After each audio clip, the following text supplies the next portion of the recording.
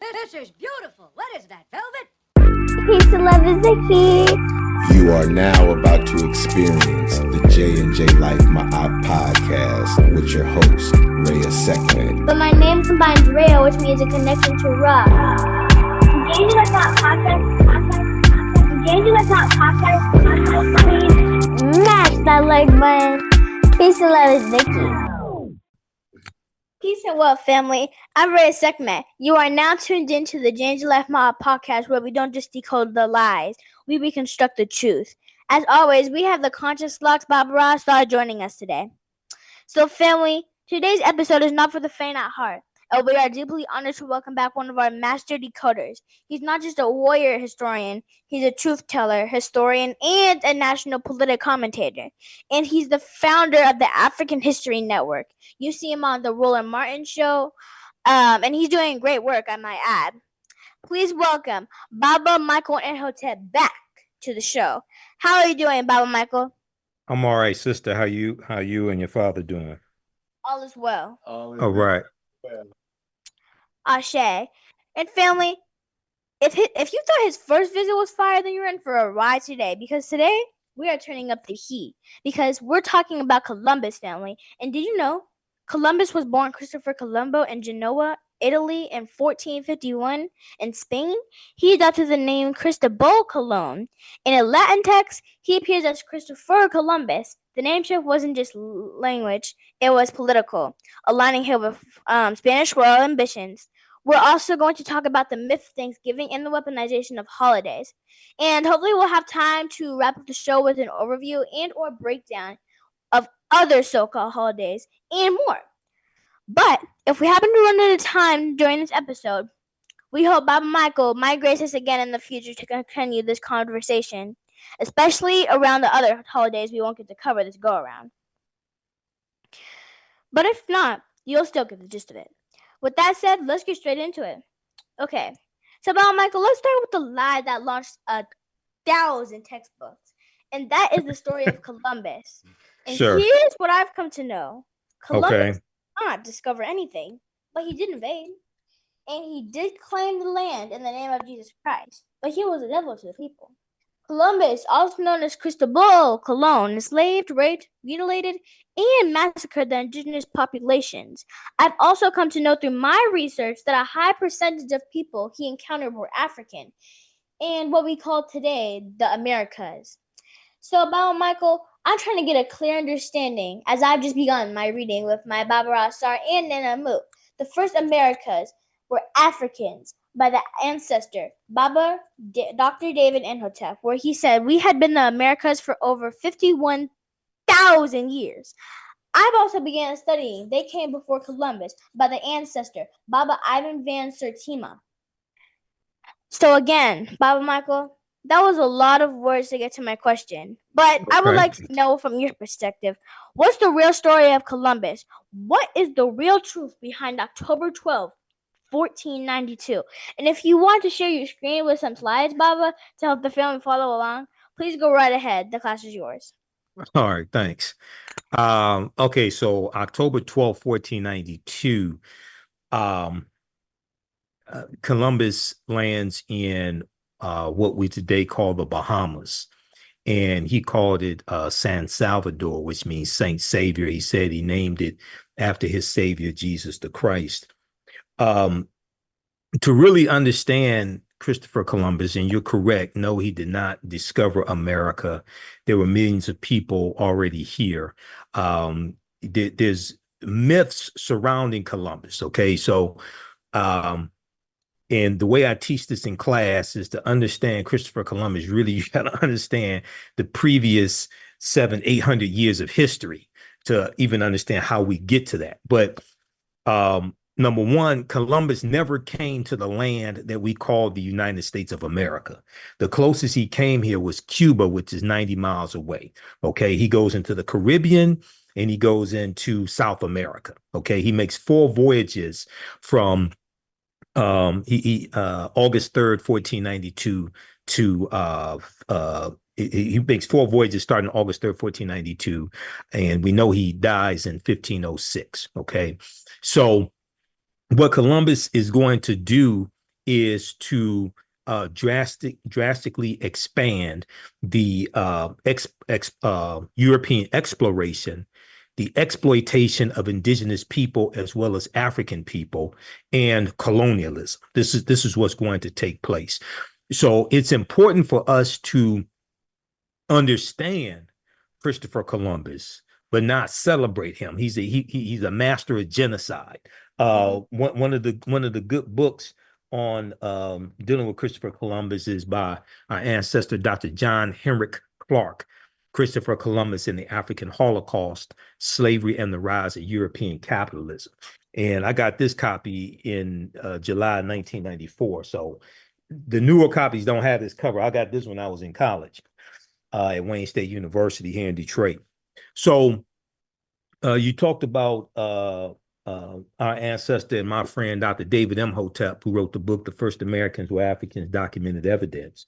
And as the evidence shows, and as Dr. David Imhotep talked about, the short-statured Africans known as the Khoisan had traveled all around the world. They have the oldest DNA on the planet, and they were in the area that is today the South Carolina, Georgia area, going back at least 51,000 years ago.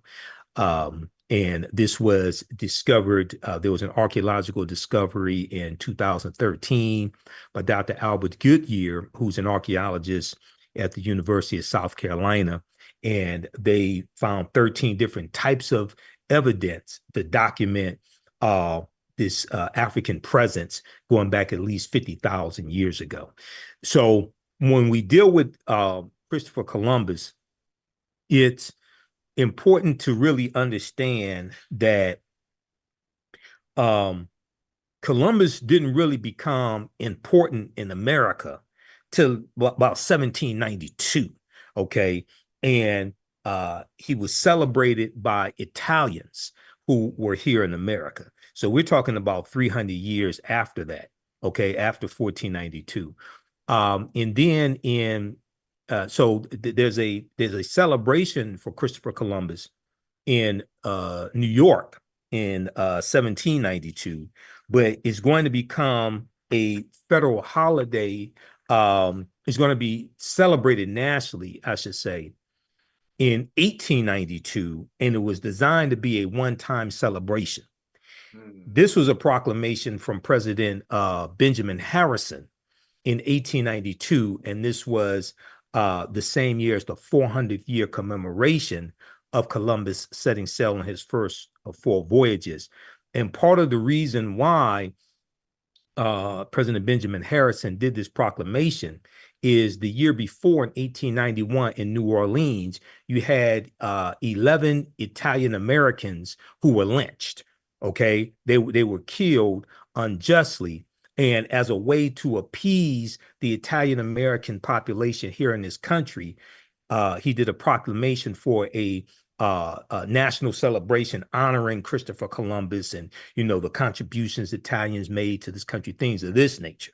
Okay, so when we talk about Columbus in school, oftentimes you'll have, or just when we deal with the history of Columbus, a lot of times you have African Americans who will want to run away from that history and not talk about it, because we know there were already millions of people in the Caribbean and South America, things like that, when he arrives.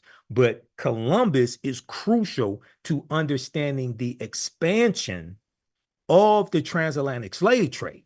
Okay, and and a lot of the places where people like to go on vacation, Jamaica, for instance, okay, were discovered, were conquered and colonized by Christopher Columbus. And then when we talk about the Haitian Revolution, right, 1791, you can't talk about Haiti without talking about Columbus, because it was the island of Hispaniola that Columbus lands on December 6, 1492, and that's going to become a Spanish colony before it was a French colony in 1697. The Spanish and the French were fighting over that island land of Hispaniola, And where today we have the Dominican Republic and Haiti. And in 1697, France takes control of the western third of that island, and they call it Saint Dominique. Okay, the Africans are going to call it Haiti, which becomes Haiti, right? So when getting deep into this history, and when I started formulating the main history class that I teach, dealing with understanding the transatlantic slave trade, what it didn't teach you in school, and ancient Kemet and the Moors, things of this nature, I started really understanding the chronology of this history and how, even though Columbus was a master of genocide, how central he was to the expansion of Spain and the expansion of the transatlantic slave trade, things of this nature. Ashe. Well, Michael, thank you for breaking that down. So when we talk about Africans being here before Columbus, those connections were just coincidental. What kind of evidence really confirms that presence? Okay, so if we look here, and I'm going to try to do a screen share. Let's try to do this. I'm going to go to... Do you ever get any pushback on the information? I asked because I have seen a snippet of one of your presentations, and you had some people who was trying to challenge maybe a piece of the information that you were providing, but you had to let them know, like, there may be some things you may hear that may be outside of your understanding. Yeah, circumference of awareness, outside of the circumference of your own awareness. Yeah. Yeah. I was just wondering, do you ever get anybody or people in your walk pushing back a little bit? Well, you get that here and there, but I come with the evidence. I deal with facts and evidence. Proper documentation ends all conversation. Was this a lecture I was doing? Was this an interview, or was this a video? It wasn't an interview, but it was on your podcast, and it looked like you had a big screen in the back, maybe a teleprompter or... Oh, that was probably a lecture I was doing. That was an in-person lecture. It's been some years ago. I don't know when, but I think it's been at least a few years. Yeah. What was the subject matter? Christopher Columbus, maybe Halloween. Oh, yeah. I did do a lecture. I think that may have been about 10 years ago, dealing with Christopher Columbus and the African Holocaust, something like that. Yeah. You'll get that, but usually you're talking to people that haven't studied that information. Yeah. Yep. Okay. So can you see the slide on the screen? No. Oh, okay. Let me do the screen share. Hold on. And thanks for the clarity. I just wasn't sure. I don't want to put out any misinformation, especially when I'm teaching the young one. Oh, no. It's all right. It's all right. Okay. Can you see it now? Yes. Okay. All right. So this is a slide from my class, and I've rebranded the class as Ancient Empires, the Moors, Understanding the Transatlantic Slave Trade. We deal with history from 5000 BC up until 1800 Common Era, or AD. So Dr. David Imhotep wrote the book, The First Americans or Africans, Documented Evidence. On page 14 of his book, he talks about a discovery that Dr. Albert Goodyear made in Allendale County, South Carolina in 2013. And they found 13 different types of evidence documenting this African presence. They found artifacts, architecture, campsites, carvings, Egyptian writings, footprints in lava, genetic M174D haploid groups dealing with DNA and genetics, linguistics, paintings, skulls, skeletons, structures, and tools. They found 13 different types of evidence. Now, the mainstream archaeological structure, or mainstream archaeology, tries to refute any evidence that undermines their notion of the Clovis culture discovery in New Mexico, that basically says that humans were, or modern man, Homo sapiens, were first here about 13,500 BC, somewhere around there. Okay, any information that comes out, any evidence that comes out that undermines that, they try to refute that. Okay. And there have been numerous archaeological discoveries that have come out, say about maybe past 15, 20 years or so, somewhere around there, that show a presence of humans prior to 13,500 BC here in the land that we call the United States of America. Now, this article right here, this is from ScienceDaily.com. ScienceDaily.com is a scientific website. They talk about scientific discoveries, archaeological discoveries, things of this nature. This article is from actually his discovery was in 2004. I don't know why I said 2013. Yeah, 2004. Maybe it's because there's 13 different types of evidence. But right. This was a discovery 21 years ago, but 2004, November 18, 2004, ScienceDaily.com had this article. New evidence puts man in North America 50,000 years ago. Okay.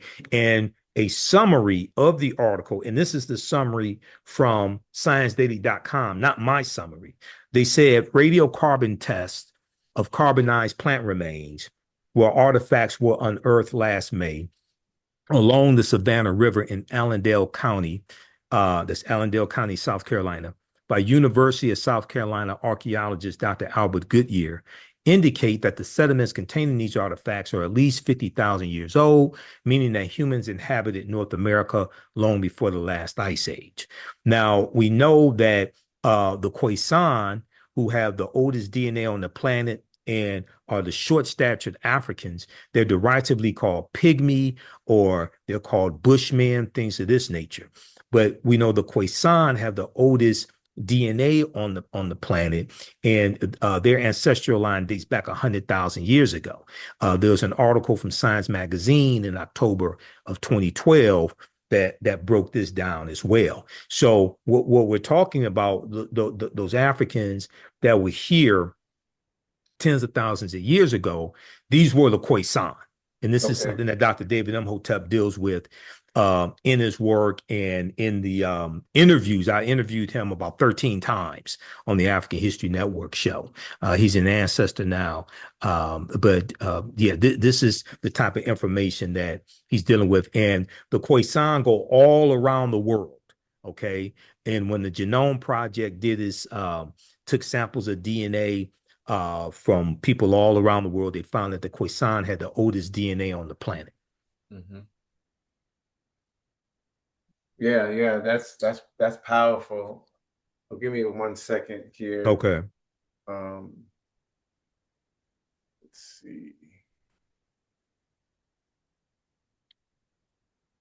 Okay.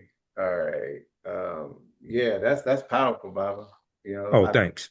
There's pieces of that I wasn't clear about, but I did catch several of your interviews with ancestor Baba David Imhotep. Yeah, well, I'm going to re-air the last one I did with them in 2021. I'm going to re-air that today and tomorrow because this is Indigenous Peoples Day / Columbus Day for those that celebrate it. But you have forces trying to bring back Columbus Day as well, revive it. The like same that proclamation that was just signed. Right. Well, the same people that want to bring back Columbus Day, right, are the same people who want to resurrect Confederate monuments. Mm-hmm. Okay, the same people who are celebrating white supremacy and trying to make and the same people who are trying to sanitize the Smithsonian African American Museum, okay, and say it focuses too much on slavery and it's divisive and things like this. No, it's dealing with real history. Now, many of us have said, myself as well as Tony Browder, and I interviewed Tony Browder on my show, and he talked about this. He said it's a fantastic museum. I'm paraphrasing, but he said the only criticism he had was it did not deal with the history of African people prior to slavery. Okay, right. But you got to deal with the history of slavery. You have too many people in this country that want to sanitize that history, don't want to deal with it because the structural inequities that exist today, okay, are the legacy of slavery. Okay, when you deal with the 8-to-1 racial wealth gap, when you deal with African American homes being undervalued by approximately $156 billion, when you deal with African Americans being overtaxed when it comes to property taxes by approximately $600 billion since the end of slavery, as Andrew Carl talked about in his recent book, and I dealt with on the African History Network show. When you deal with these structural inequities, they are the legacy of slavery.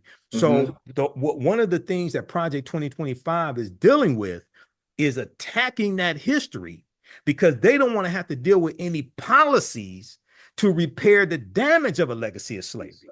Okay, so let's borrow, let's corrupt Dr. King's words, August 28th, 1963, in his speech that was called a canceled check, later called "I Have a Dream," where he talks about his children not being judged by the color of their skin, but the content of their character.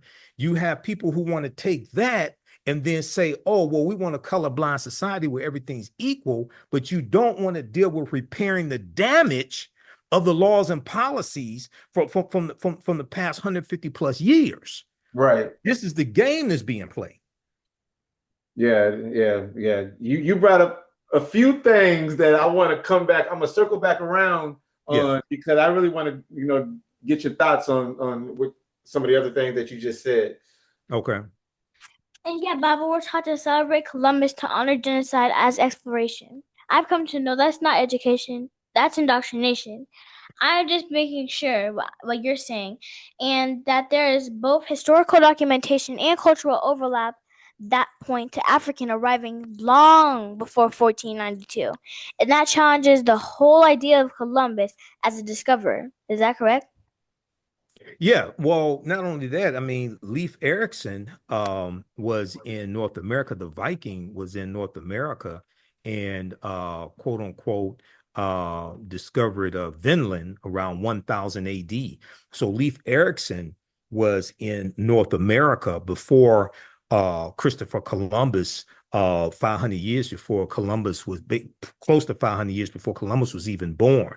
So this whole narrative really comes about with you have Italian Americans advocating for a celebration of Columbus after the proclamation in 1892 by President Benjamin Harrison. It's going to become a federal holiday in 1937, officially a federal holiday celebrated annually, and that was signed into law by President Franklin Roosevelt.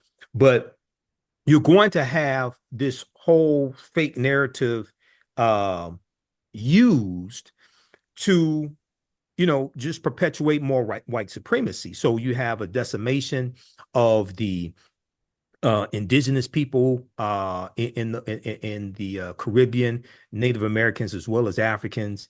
Dr. David Imhotep he talks about how 70% of the people that Columbus encountered on his 4 voyages, were African people. And then you're going to have this just a total whitewashing of the history that takes place. So even when we look at, say, if we just look at the United States, okay, right, not the Caribbean, but just the United States, Africans were taken into the territory called the South Carolina, Georgia territory in 1526 by the Spanish. That's 93 years before Virginia, 1619. Right. Okay. But so, that's not even talked about. So we have to correct how a lot of this history is being taught. That doesn't mean that you don't teach the history of Christopher Columbus. Yes, you have to. But it is putting Columbus in the proper perspective and understanding the genocide that Columbus brought. The proclamation that Donald Trump just did a few days ago doesn't really address that. It just celebrates Columbus as an explorer, and it's appealing to Italian Americans, things of this nature. It's a total distortion of the history, but and Trump is not celebrating Indigenous Peoples Day, because a lot of cities had replaced Columbus Day with Indigenous Peoples Day, and really honoring Native Americans, recognizing the genocide that was inflicted upon them. And in 2021, then President Joe Biden signed a proclamation declaring Indigenous Peoples Day. Okay. Well, Trump is reversing all that, but all this is part of Project 2025. Project 2025 is dealing with eradicating the racial justice movement and accomplishments of the racial justice movement after the killing of George Floyd. So all this took place after George Floyd, even though you had some cities going back to, say, 2017 starting to adopt Indigenous Peoples Day, right? It's really after the death of George Floyd, May 20th, 2020, that we really start seeing a lot of this stuff accelerate. Right. Okay. And with the Biden-Harris administration, they were putting a lot of these policies in place. All this is being eradicated now. Okay, all this is being eradicated now, to the point where on Trump's second day in office, he revokes Executive Order 11246, which was affirmative action signed into law by President Lyndon Johnson in 1965. So because people didn't understand how to put together these pieces and understand this history, we didn't understand how to perceive threats and how to stop threats. Okay. Yeah.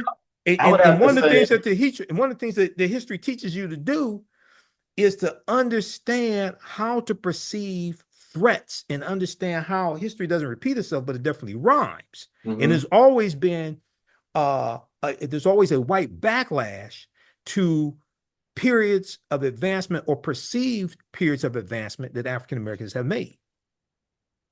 Facts. And I have to say that I remember watching one of your episodes, and you were talking about Project 2025. Back, way before this all started to roll out. I first started talking about it in 2023, because Project 2025 came out from the Heritage Foundation in April 2023. I was talking about it going back then, because I already knew who the Heritage Foundation was. I was very familiar with them. And what a lot of people don't know is that Project 2025 is called Mandate for Leadership, the Conservative Promise. The Heritage Foundation has been putting out their policy playbook, Mandate for Leadership, the Conservative Promise, each election cycle going back to 1981. They've been doing this over 40 years. Okay. It just really became exposed because Taraji P. Henson at the BET Awards in 2024, July 2024, talked about it. And then overnight, it started trending on Google with Google searches, because people didn't know what she was talking about. Right. They've been putting this in, to show you how diabolical this is. When they put out Mandate for Leadership, the Conservative Promise in 1981, it was in book form, and it became a New York Times bestseller. Okay. President Ronald Reagan gave a copy of it to all of his cabinet members. This is how long they've been doing this. And the Reagan administration, in Reagan's first term, adopted about 60% of the policy recommendations for Mandate for Leadership from the Heritage Foundation. Right. Yeah, no, yeah, you absolutely right. And I just wanted to mention real quick Go ahead. that I'm not an expert on Project 2025, but I can say that after seeing you talk about it, and I'm talking about a couple of years ago, I didn't even know what it was, but just because you were putting it out there, I had already been following you, and I was like, let me dive into this. And so when I started seeing it and reading what was in it, I started thinking, what can I do from my seat right here in little old Iowa? But I realized that there's a lot that I can do, because this state is being hit hard for the less than 4% that are African American in this state. So, yeah, we catching hell. So I tried to do my best out here in the public with spreading the information, but you know, it's an uphill battle. Bob Michael. No, I understand. I Bob understand. Michael, Yes. before Columbus sailed, Europe had expelled the Moors, and I'm just starting to know about the Moors and that they were African people. I believe some come from Sudan, Egypt, and or North Africa, and they did a lot of amazing things. Yeah. But who were the Moors exactly, and what did they contribute? Well, the Moors, generally speaking, were groups of African people coming from North Africa and West Africa. And the term Moor comes from moros amongst the Greeks and moros amongst the Italians in Latin. And you're going to have them, they take the teachings of the Nile Valley region of Africa into Europe, and is going to bring Europe out of what's called the Dark Ages. Okay. So they're going to go in basically 1492, basically 711 AD. They're going to go in, led by Tariq ibn Ziyad, and they're going to defeat the Vandals and the Visigoths. When you look at a map, you see that what was then called the Iberian Peninsula is right above Morocco, okay? And they're going from Morocco right into the Iberian Peninsula, all right? Now, what you're dealing with is they're going to conquer the Vandals and the Visigoths, and they're going to conquer the Vandals and the Visigoths, and they're going to settle in southern what today we call Spain, in that area. At that time, it was the Iberian Peninsula, and they're going to go all throughout Europe. They're going to basically civilize Europe. They take in art, architecture, science, mathematics, astronomy, literature. They take different types of foods into Europe. They're going to teach the Europeans how to bathe. They're going to introduce new ways of weaving silk. Right there, go ahead. Go ahead. You just hear what he just said? These brothers, these Moors, our family, our people, went into this area to show these people how to bathe. Can you imagine somebody being unclean? Wow. I just wanted to make sure the family caught that. They went into this area to teach them how to basically clean themselves, family, clean themselves. So they're gonna go, and that's gonna be a result of it. That wasn't the purpose of them going in, but that's gonna be a result of it. They're gonna show, because you have to understand that at this period of time in 711 AD, the western portion of the Roman Empire falls in 476 AD. The Vandals and the Visigoths crushed that. And this is looked at was pushing Europe into this period of time, the medieval time, or what's called the Dark Ages. So you have, rampant disease because they're not bathing. Okay. Mm-hmm. And so this is one of the things that the Moors are going to do. They're going to help set up universities in Europe as well. And you're going to have they're going to go into Australia, they go into England, they go into France, and they're also going to intermix into the European bloodline. Okay. Mm-hmm. And that is something very important, because they're going to various extents, they're going to change the complexion of Europeans as well. Okay. As they intermix into the European population, they're going to change the complexion.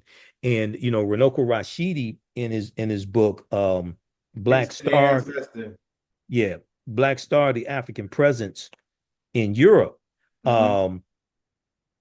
This excellent book right here, which deals with a lot of the history of the Moors in throughout Europe. He shows you different statues of and paintings of Europeans, I mean of the Moors all throughout Europe. Okay. And we know that so for instance, if we look here, right here, page 90. Okay, page 90 in his book, you'll see the Black Madonna and Child. Yeah. And Europeans were already worshiping the Black Madonna and Child before the Moors even go in. What was the name of that book again? This is Black Star, the African Presence in Early Europe by Runoko Rashidi. Okay. So we know that Runoko's Jedna was Dr. Ivan van Sertima, and Dr. Ivan van Sertima edited Golden Age of the Moor. Okay. Yep. And this is a Golden Age of the Moors, a collection of essays. Runoko Rashidi has one in here. Dr. Jose Pimenta Bay, Dr. John G. Jackson, Jan Carew. Dr. Ivan Van Sertima has an essay in here as well. Fantastic. One of the best books dealing with the history of the Moors during the medieval time. But what we're going to see now, so I interviewed Runoko. I got this book November 4th, 2011. Okay. And I interviewed Runoko either 2000, I think 2000, right around that time, 2011, 2012. But I interviewed him about this book. And on page 91 in his book, I saw this right here. And this is the national flag of Sardinia in Italy. Mm-hmm. And it has the 4 Moors heads, right? Yep. So I started doing research on this, and he talked about it also, because I'm like, okay, I know the history of the Moors and things like this, and they go all throughout Europe, but you see it's a blind, or you see it's a headband, right?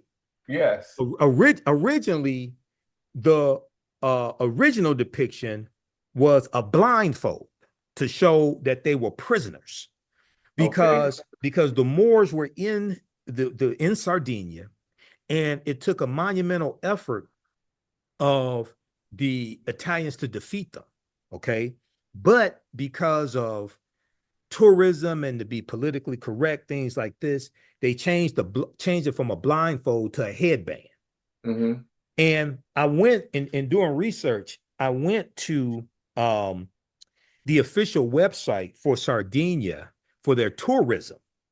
And they on their various pages, and they changed the location of it on the different pages. They had this flag with the African Moors heads on it. Okay. Mm-hmm. So when you start getting into this history, right, and you start looking at these different images, then that takes you back into history, and then you start connecting the dots to bring this, to connect the Moors to Columbus. The Moors lose control of their last stronghold, Granada, January 2nd, 1492, okay, mm-hmm. which was under Spanish control.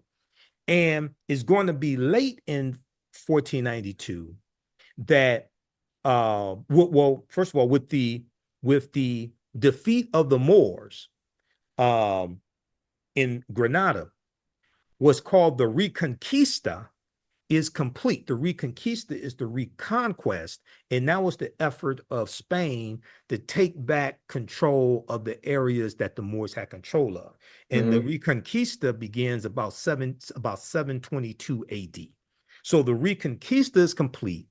Then August 2nd, 1492, the day before Columbus set sail, the Spain expels the Sephardic Jews, the Sephardim, mm-hmm. out of Spain as well. Okay. Now it took Columbus lobbied King Ferdinand and Queen Isabella about 7 years to get them to finance his voyage. Okay. But he's going to set sail with them having defeated the Moors. Okay. Now they can focus on this exploration and financing this financing this exploration. But when you start putting together the pieces of the puzzle, and then understand Columbus, you got to understand 700-800 years of history before Columbus, what leads to that, and that deals with the history of the Moors in Europe, especially Spain. Yeah, and I don't know about you, Baba, but I went through public school, unfortunately, and my history teacher was garbage because I didn't learn none of this stuff until after I got out of college. Right. I mean, doing my own independent research on it. So that's pretty sad, to say, because here I'm talking about 30 plus years ago when I was in high school, and we've been getting social studies and stuff like that all the way back in elementary, and I don't remember majority of what you just said even being talked about in the classroom. Yeah. And so that's why I'm trying to unlearn in real time and teach the correct information and plugging in those gaps, because I would just say that truth by omission is definitely a lie. Right. Well, what I would say is even what they taught in social studies class, things like that, some of it is false, but I would probably say the greater majority of it is true or happened, but is other parts that they're leaving out, where if you understood the other parts of it, then the whole would make a lot of sense. Exactly. Okay. So if it's like, okay, let me go to this, if you don't mind, let me go to this slide for a minute. Okay. So I show this in my class. So here is, let's go to this map, just to give people understand geographically. Can you see this map? Yes. Okay. So the Iberian Peninsula, Spain, and what today we call Spain and Portugal, the area that the Moors settled in southern Spain, they're going to call that Al-Andalus. Okay. Basically means like to walk in the spiritual path or walk in the spiritual light, something to that effect. And you see Morocco is right below where they go in. Now, when they land, they go when they land in the Iberian Peninsula, where they land at, they're gonna it's a mountain, and it's gonna be called Jebel Tariq's mountain, and we know it as the Gibraltar. Okay, named after the Rock of Gibraltar, named after Jebel Tariq. That's where that comes from. Now, if we look here, let me see if I go. Okay, so the Moors' ancestors were known as the Garamantes. And the Garamantes were a Black African people living throughout North Africa. And we know Hannibal Barca of Carthage was a Garamantes. And we know Carthage historically was in the area that today is Tunisia, okay, in North Africa. So, Hannibal Barca and the Carthaginians fighting against the Romans during the Punic Wars, right?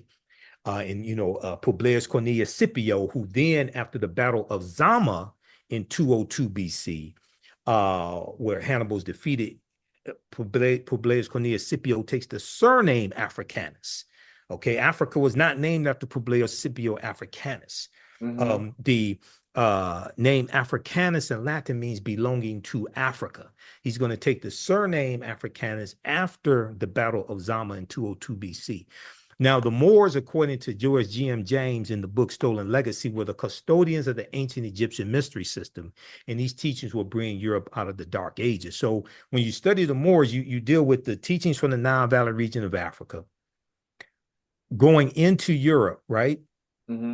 Bringing Europe out of the Dark Ages, but also they're going to teach what's known as the Poor Knights of Christ, a group called the Poor Knights of Christ. And the Poor Knights of Christ are going to become known as the Knights Templar. All right. Okay. And then when the Knights Templar are disbanded in 1310, and a group of them are rounded up in France, Friday the 13th in 1310, the teachings are going to go underground and they're going to resurface as the Freemasons, as the Rosicrucians, things like this. These other, as Tony Browder calls them, societies with secrets. A lot of people call them secret societies. He calls them societies with secrets.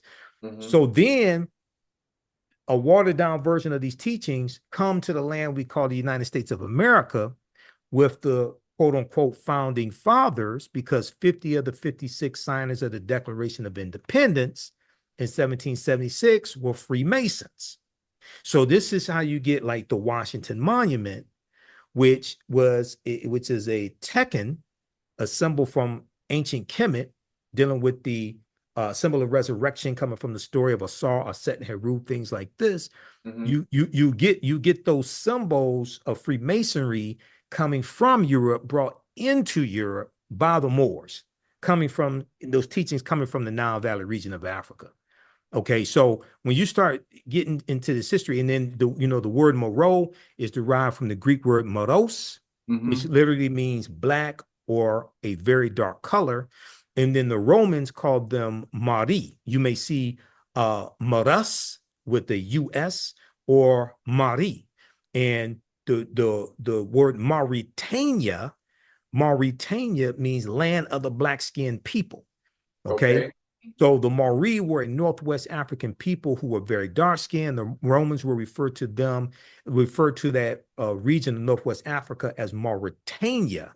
And if you read Golden Age of the Moor, edited by Dr. Ivan Van Sertima, pages 527 and 187, they break down this information here. So then, because when you start studying the history of the Moors, then you realize, okay, we're studying more than just a people. We're studying language. We're studying the lasting impact that they had all throughout Europe on architecture, on painting. But even when you look at Othello, the play from Shakespeare, okay, and he talks about, and Othello is a Moor in the Venice army, okay. So we start seeing the lasting impression that the Moors leave, even though there's a concerted effort to obfuscate, as Dr. Jose Pimenta Bay puts it, to obfuscate or distort the ethnicity of the Moors and make them European or make them Arabs. So when I was watching, years ago, when I was really starting to really study this information, I was watching the History Channel, and they had a documentary they had one series called The Barbarians, okay? And each installment dealt with a different group of barbarians: Anglo-Saxons, Jutes, Lombards, Picts, Vandals, Visigoths. But they had another companion series called The Dark Ages. And when they showed the Moors going into the Iberian Peninsula 711 AD, they depicted them as Arabs. Okay. They didn't say that these were African people. They didn't say these were Black African people, anything like that. Okay. So, and one of the things Dr. Jose Pimenta Bay talks about is how the word Moor has become synonymous with the word Arab. So then if you hear Moor, you automatically think they're talking about Arabs, and it has nothing to do with African people, when yeah, it has everything to do with African people. The majority of those Moors were African people, and they're dealing with African culture, okay, to various extents. So that's why it's important to get deep into this history. So then you start seeing the games that are being played with language. Okay, the games that are being played with language and identity, and images, yeah. Absolutely. And then speaking of language, and then I'll have one more slide, and then I'll wrap it up with that for this segment. But variations of the word Moor, okay? Moreno in Spanish means dark complexion, now meaning brunette or dark hair. Mora in Spanish, originally a Moorish woman, now means blackberry, like the fruit. Mora in Italian means blackberry. Morasad in French, dark-skinned or blackamoor. And Morillan in French means black grape. Okay.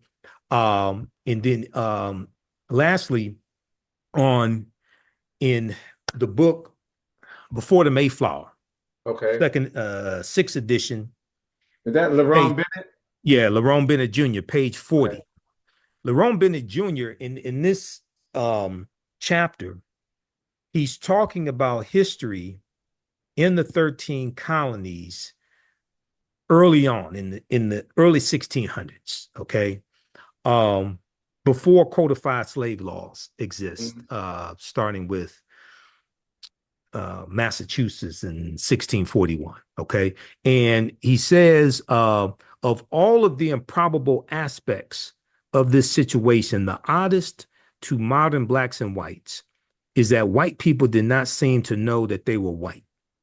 It appears from surviving evidence that the first white colonists had no concept of themselves as white people. The legal documents identified whites, people who we call white people, as Englishmen and or Christians. The word white, with its burden of arrogance and biological pride, developed late in the century as a direct result of slavery and the organized debasement of blacks. So basically, he's talking about after Bacon's rebellion in 1675, 1676, in the colony of Virginia, and the term white is really going to be introduced about 1681 in the colony of Virginia, and is going to be adopted by the other colonies. For a long time in colonial America, there was no legal name to focus white anxiety. The first blacks were called blackamoors, Moors, Negers, Negers, and Negars, Negars. The word negro, which is Spanish and which is a Spanish and Portuguese term for black, did not come into general use in Virginia until the latter part of the century, the latter part of the 1600s or the 17th century. Understood. Okay. But Michael, I've noticed that in many documentaries, the Moors are portrayed as light-skinned or Arab-looking people, almost sanitized, to say the least. My question is, how does this kind of visual misrepresentation impact our understanding on African history? And would you say it contributes more to erasure than education? Yeah, it's designed to erase, it's designed to disconnect the Moors from Africa. Okay. Really? Because here's what happened. So like when I was in college, I first got introduced to the Moors probably by Dr. Yosef Ben Yakinen.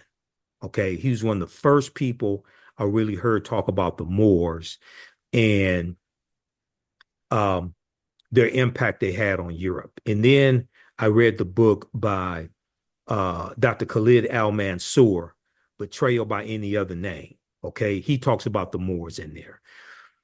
I read Stolen Legacy by George G.M. James. He talks about the Moors, right? So then when you start filling in the blanks of what happened between pyramids and slavery, right?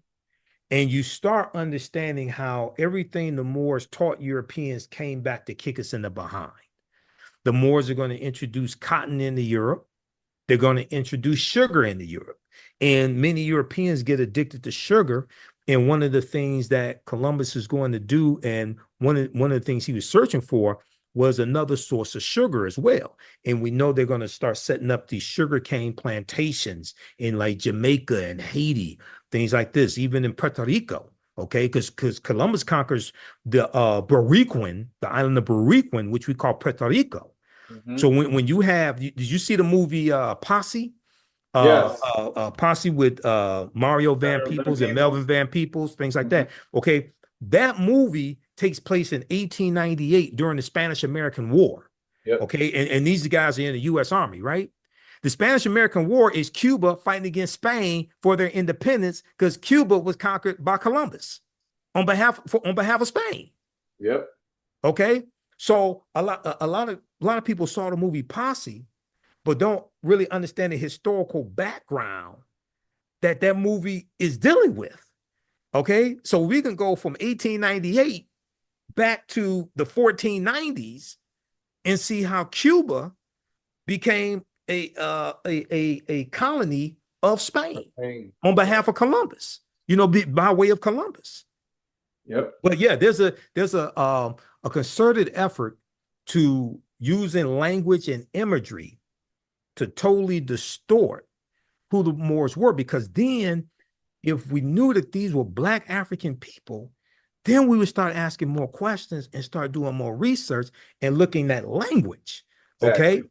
Because if you go to I'm gonna pull it up and I'm gonna show it to you. Okay. Hold on. This is the Virginia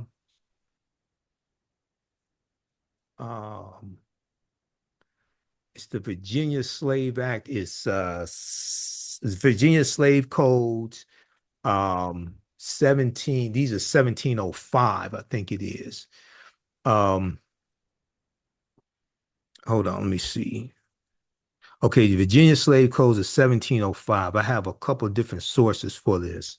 Okay. The one that I want is Virginia Slave Codes. The one that I want, section 4, makes a distinction between, right here. Okay, let's look at this. It makes a distinction between Negroes and Moors. Okay, so let's look at, let me do the screen share right quick. This is from, what is this? Encyclopediavirginia.org. Encyclopediavirginia.org. Can you all see this? Yes. And that, okay. An act concerning servants and slaves, 1705. Okay. And I'm going to zoom in on this. Let's scroll down. Okay. It has the full text here. I want section 4. I think that's the section I want. Yeah, right here. Okay, section 4 of the Virginia Slave Codes says, hold on, let's see if I can get over to, okay, so you can see it. All right. And also be enacted by the authority aforesaid, and it is hereby enacted that all servants imported and brought into this country by sea or land who were, I can't see what that is. Let's see, by sea or land who were not Christians in their native country, except Turks and Moors, okay, in amity with her majesty and others that can make due proof of their being free in England or any other Christian country before they were shipped in order to transportation hither, shall be accounted and be slaves, and such be here bought and sold, notwithstanding a conversion to Christianity afterward. So what they're doing is they're making a distinction between Negroes and Moors. Okay. And the Moors are exempt, or the Moors are exempt from this. Okay. And this deals with after 1681, where the colony of Virginia has adopted the term white. And this was basically as a result of Bacon's rebellion of 1675 and 1676, where you had a band of about 500 rebels organized by Nathaniel Bacon, who was a wealthy plantation owner. But what they do is the rebels were made up of enslaved African people, free African Americans, poor white people, white indentured servants, poor white immigrants, things like this. They realized they were all being oppressed by the same ruling elite there in Virginia, the wealthy tobacco plantation owners, things of this nature. They organized for a rebellion and they burned down the town of Jamestown, Virginia. This is known as Bacon's Rebellion. It's going to be after Bacon's Rebellion that the ruling elite realized they need to break up that alliance between poor white people and African people and enslaved African people. They need to break up that alliance. So they're going to introduce the term white about 1681 to bring the poor white people and these white immigrants, things like this, bring them on team white. And they're going to put in different laws in place that distinguish how the African people are going to be treated and how white people are going to be treated. And then they're going to really institute the chattel slavery, because before then you're going to have largely indentured servitude, okay, where you serve for 5 to 7 years, something like that, or 3 to 5 years, what have you.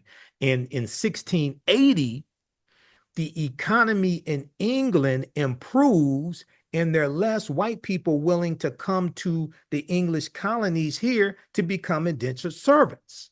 So they're going to start shifting more and rely on enslaving African people. Okay, so when you start understanding this chronology of history and language and law, then you start seeing how all this comes together. And today you see why there's a concerted effort to keep poor white people from uniting with African Americans. Exactly. You good? Yeah. Yeah. So, family, if you haven't figured out by now, this conversation is rooted in receipts, not reactions. So if you hear something today that challenges what you were taught in school, church, or even your favorite documentary, pause before you push back. As Bob Michael Imhotep always says, right knowledge corrects wrong behavior, but you cannot correct what you have not researched. So, family, on the J&J-Life podcast, we empower and inspire people of African descent to not only become African-centered, but being African-centered with attention. Yes. I understand that correcting misbehavior begins with realigning thought, and I paraphrase what Baba Michael is saying. What did Baba Michael say? What you do for yourself, what you allow others to do to you, and what you do to others are reflected by what you believe about yourself. But that self-concept is shaped by what you've been taught about that self, or about yourself. And what you've been taught about yourself is shaped by what you've read, heard, and seen about yourself. And as the wisdom goes, when you control the radius of a man's thoughts, you control the area of his actions. A mind cannot do or teach when it does not know. And at the Mu Institute for Ancestral Learning, we're taught the restoration of knowing. So before you disagree, do your homework. Because what we're sharing isn't based on opinion. It's based on primary sources, African-centered scholarship, and decades of suppressed truth. We are not here to be provocative. We are here to be precise. It sometimes sounds like rebellion when you've been raised on revision. Baba Bear Shango goes on to say, to honor Columbus is to betray the ancestors. And family, we must reject his holidays, rewrite his textbooks, and re-anchor our memory inside Kofa consciousness. Ashe. You've been waiting to get that off. Wow, haven't you? Very good. Very long time. Yeah. And Baba Michael, I've come to understand through the wisdom of our ancestor, Dr. Baba David Imhotep. Yes. And peace be upon him, as I've said. And I just want to reiterate that, again, it was your show where I first saw him talking about his then new book, The First Americans Were African.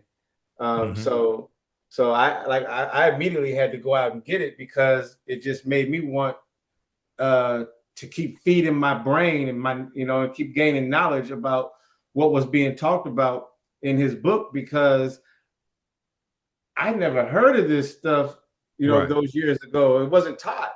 But right. And again, I'm also thankful for COVID, because when the world shut down, it put myself, my family back into the books, doing the homework, doing the research, and doing what must be done to gain the information to plug those holes, as you have said, right? So I say all of that to say that interview and your interviews inspired me to do deeper dives, and I'm grateful for your interviews. So I just want to give you your flowers for that, because thanks.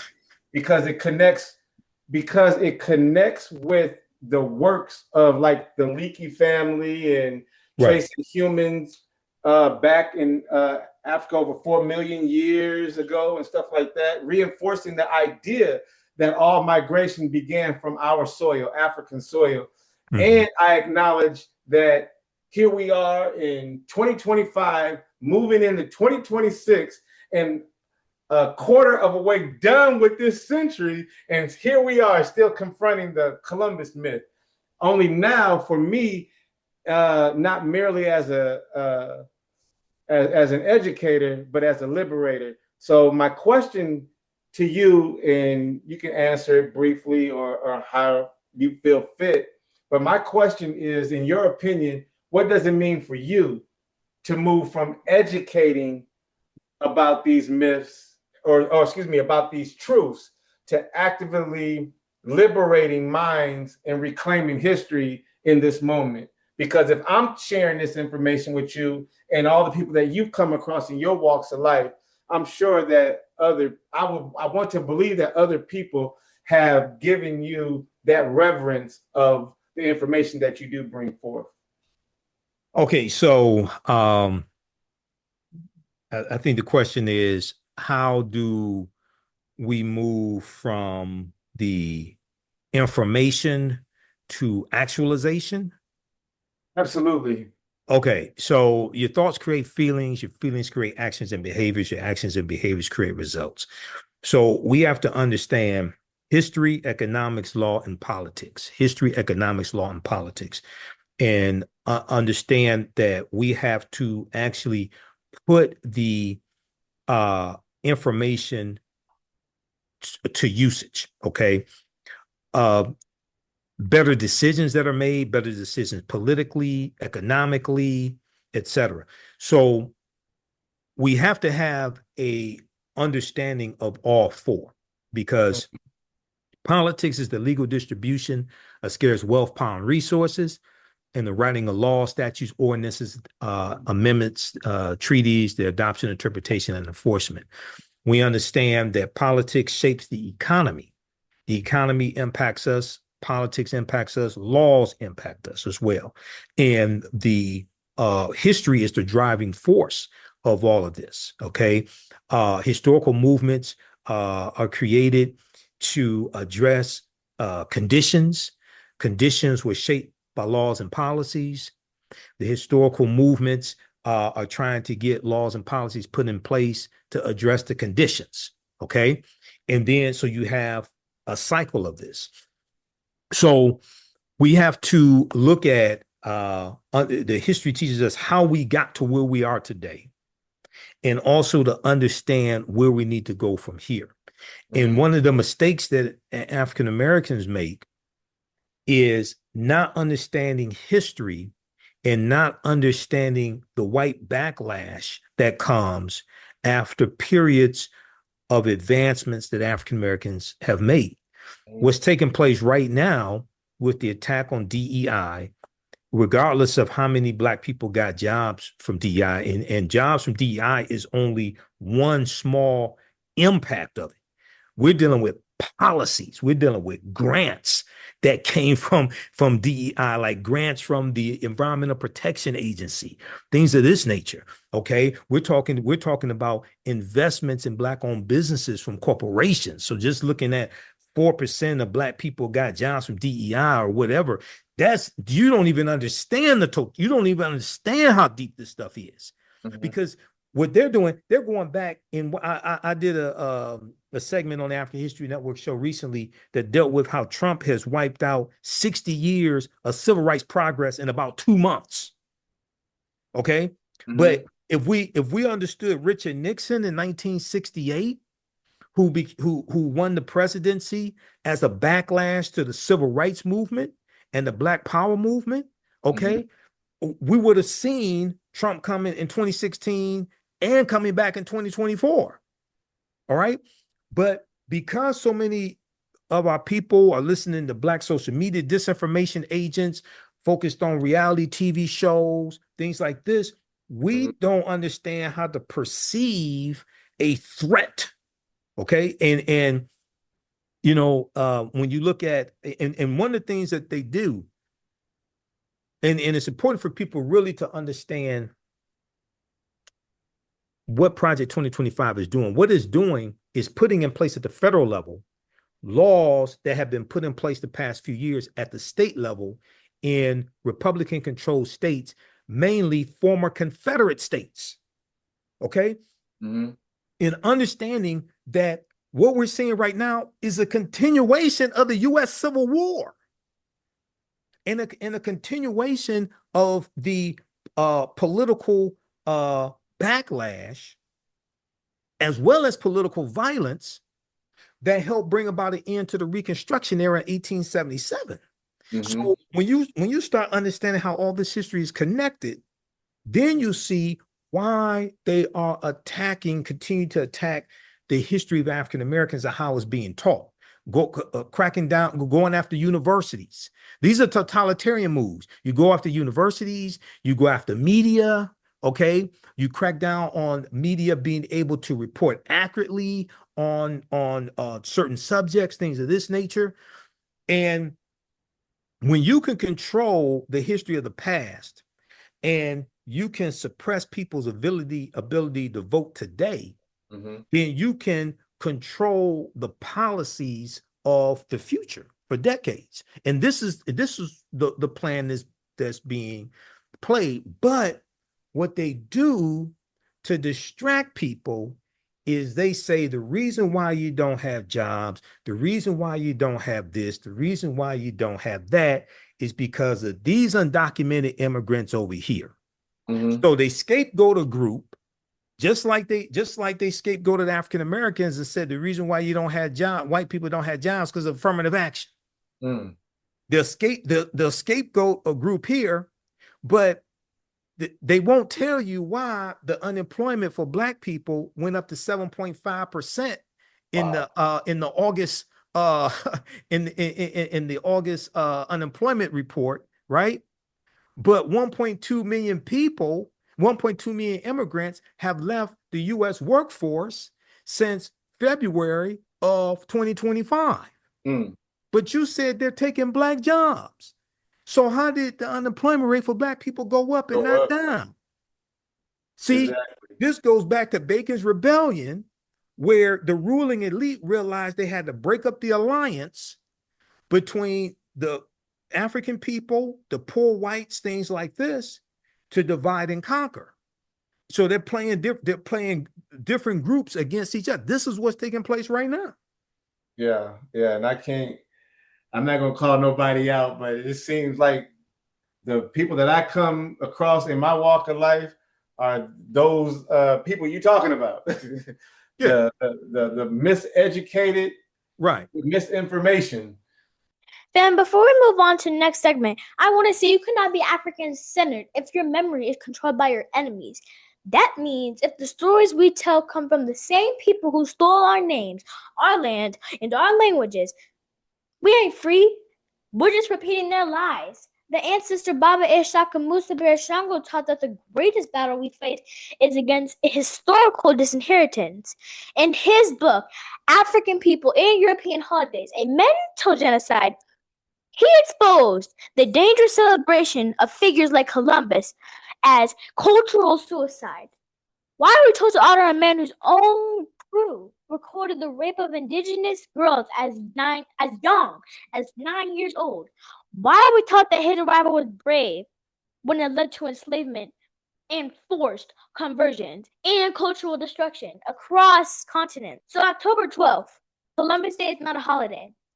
It's actually a day of mourning because within decades of his voyages, the Portuguese and Spanish empires were already building African-centered routes. That's the transatlantic slave trade. That's genocide by design. That and this was intentional, not ignorance, but rather strategy.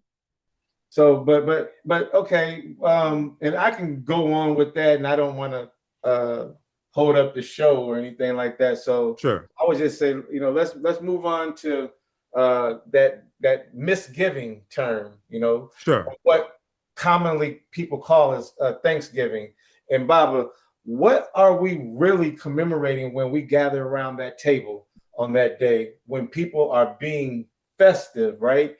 because when we strip away the sanitized stories of pilgrims and feasts, what's left is a legacy of land theft, genocide, and forced erasure. So basically, how do we begin to tell the truth about this holiday without losing our people in the discomfort of it? And what does a liberated lens look like when we speak on misgiving in our homes, schools, and communities? And I only say that because it just reminds me of my grandmother. You know, she loved these holidays, and you wouldn't gonna be able to take away her Jesus. So I'm gonna leave it right there and just hear what you got to say to this, because I got a lot of family members who give a lot of pushback when it comes to trying to give and bring forth knowledge, and then they want to come back with, well, I think you might need Jesus. And it's like, well, do you know that was a character in a book? You know, but they don't want to hear me, or they don't want to see me coming. So how do you do it? Right. Well, when we look at Thanksgiving, and Dr. Shakamusa Barashango in his book African People and European Holidays called it Misgiving Day.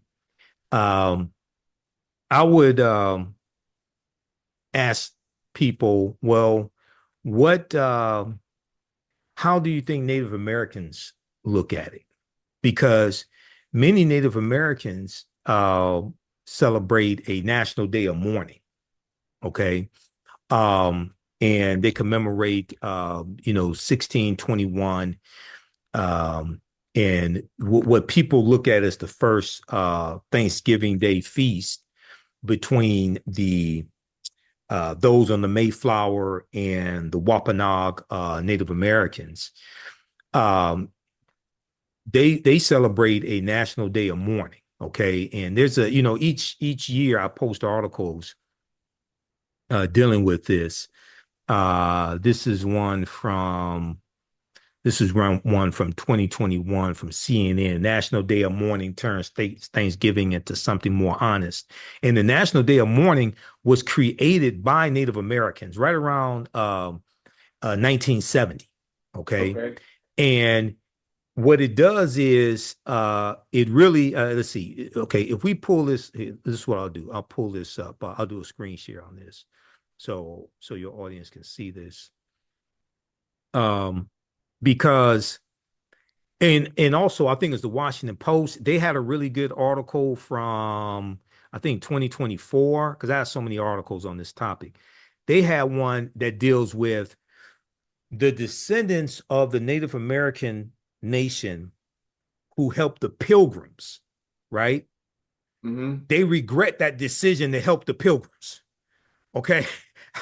So when you understand this, and so in my lectures, I deal with understanding Thanksgiving from the Native American perspective, not the perspective of the conquerors. There's an article from Indian Country that I cite that tells the whole story of what people perceive as that first Thanksgiving in 1621. And we see that famous painting where, the white people are sitting there with the Native Americans, things like this. That's not even how all that that's not even how all that happened, right? But do you got that article? Yeah, I'll show it to you just a minute here. Okay. Yeah. Okay, so this right here, National Day of, can you see this article? Yes. National Day of Mourning turns Thanksgiving into something more honest. So this one is November 25th, 2021, CNN.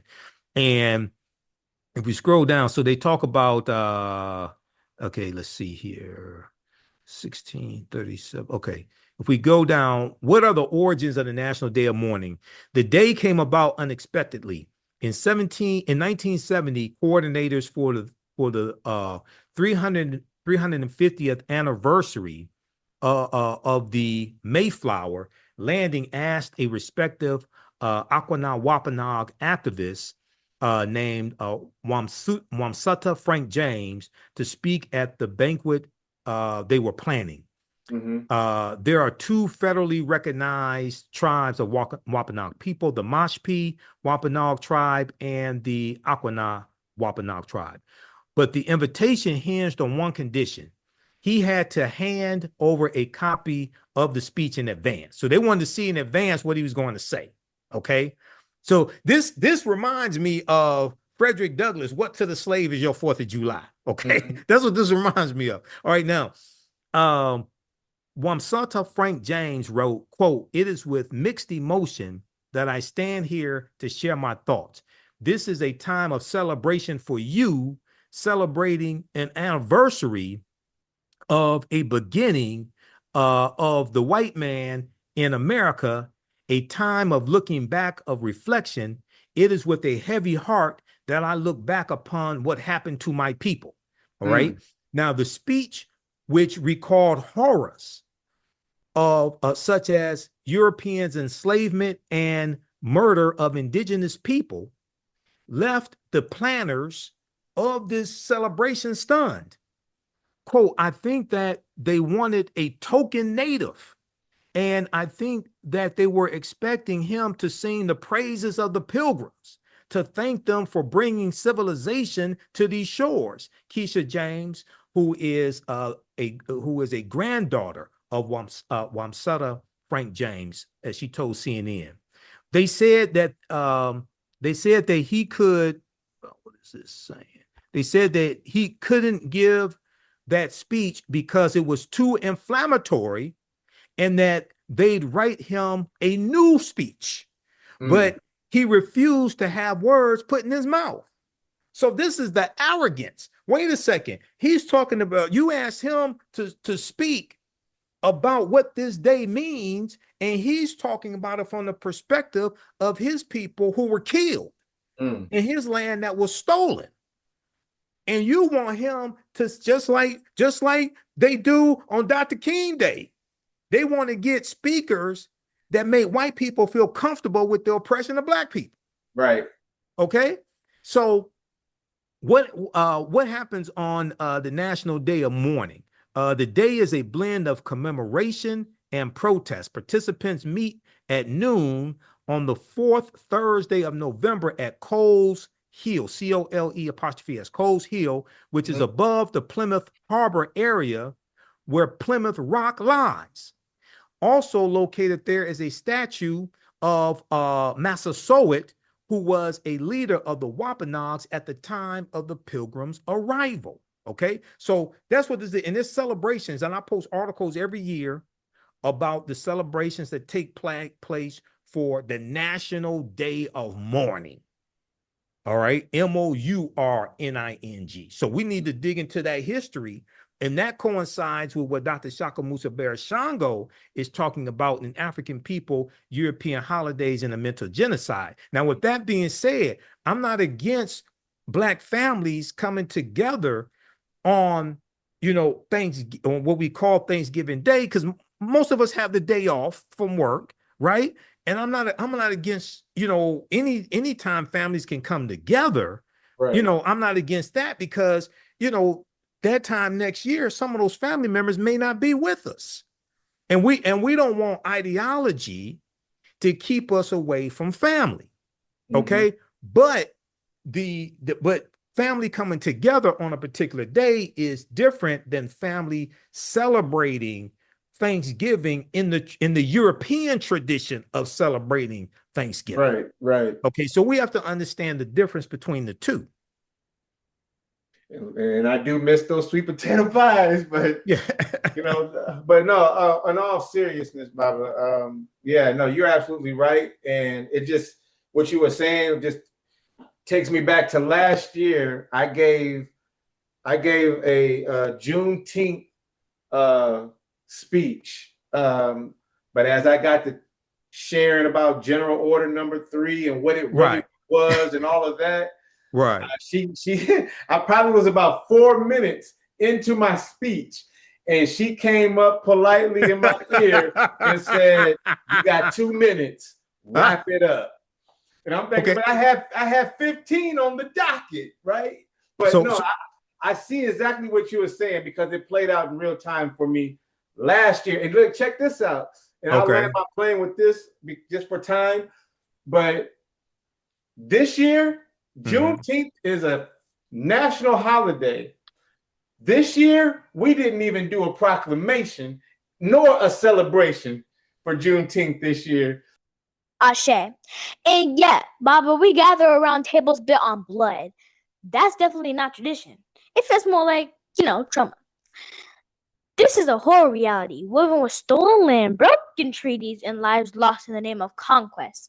What's being called a celebration often masks centuries of pain and survival against all odds. So, family, do you know that to truly honor our ancestors and ourselves, we must beyond the feast and the face, the wounds beneath. Only then can we heal, reclaim our stories, and build new traditions grounded not in erasure, but in truth and justice. That, well, we don't know because there was a bill on the Iowa floor that was going to do away with DEI, all DEI initiatives. So the only two proclamations that did not get moved and voted on by council was Juneteenth and LGBTQ Day. Mm-hmm. Those are the only two that they haven't done this year. All else, they've done all other proclamations this year as they have done in years past, except for those two that I mentioned. So you tell me that there is something behind the scenes that we're talking about on that Project 25 that has come to fruition. Absolutely. And Project 2025 attacks the history of non-white people.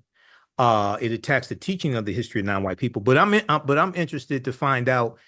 Okay, what was it that you said that caused them to shorten your time giving your speech? Well, I was I was talking about General Order number 3. Sure. And Juneteenth was not.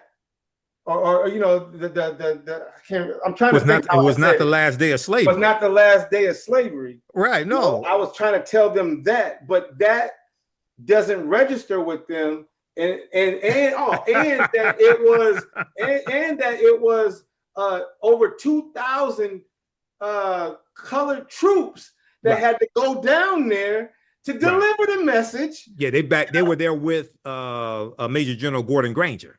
He didn't go in by himself. Yeah. He had So 2,000 troops, most of them colored troops. Yeah. I'm sitting here giving them this version, which is the accurate, true version that most of them A, never heard of, or B, it was burning their ears up. It was a packed amphitheater. Right. And she came up behind me on the ear. She's facing the opposite way. I'm facing the crowd. Right. And she just says, smile, but you got 2 minutes to wrap it up. Right. So I speak dealing with Juneteenth. I get deeper to the history, and I provide sources. I provide sources from history.com, official website of the History Channel. I provide irrefutable sources, and I encourage white people to challenge me on this. Okay, I go over what the original General Order number 3 said. I read to them what it actually said, and I bring my documentation with me, because 90% of the 90% of the media coverage that you'll see, especially on cable news, they'll just talk about the first part of General Order number 3, where it says all slaves are free.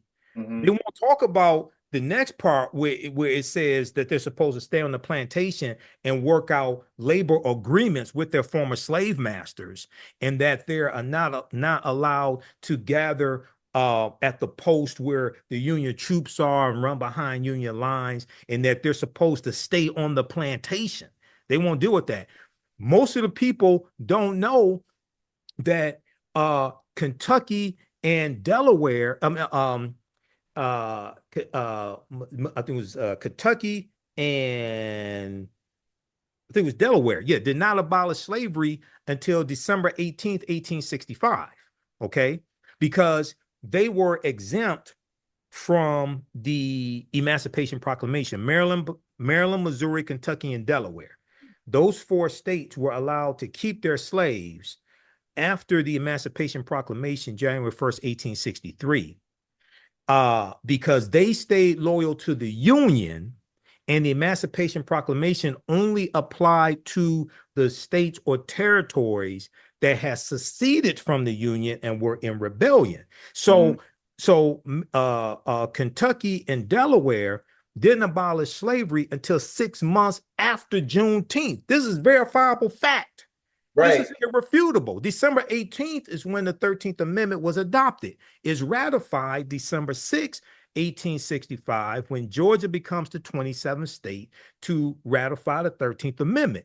So when I break down the history, but by evidence, I don't have nobody challenge me. You can come if you want to. You're gonna walk away looking like Swiss cheese. You can come if you want to. There was no challenge. I didn't even get that. Let me say it this way. Yeah.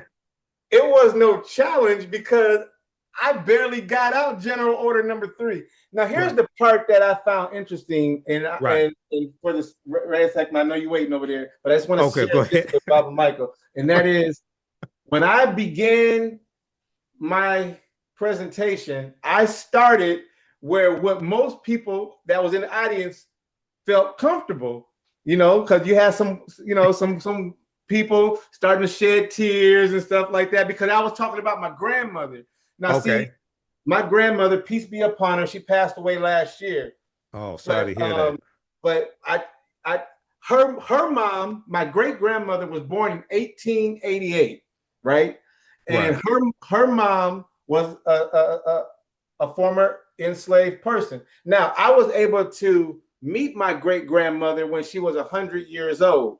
In 1989, she was turning 101.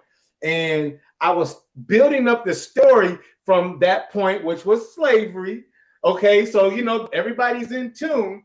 But when I got to that part about General Order Number 3 and the colored troops going down there with General Gordon Granger, and I started getting into the heavy stuff, that's when she walked up. So I didn't see her. I don't know if she got the nudge for somebody or she just taken for somebody.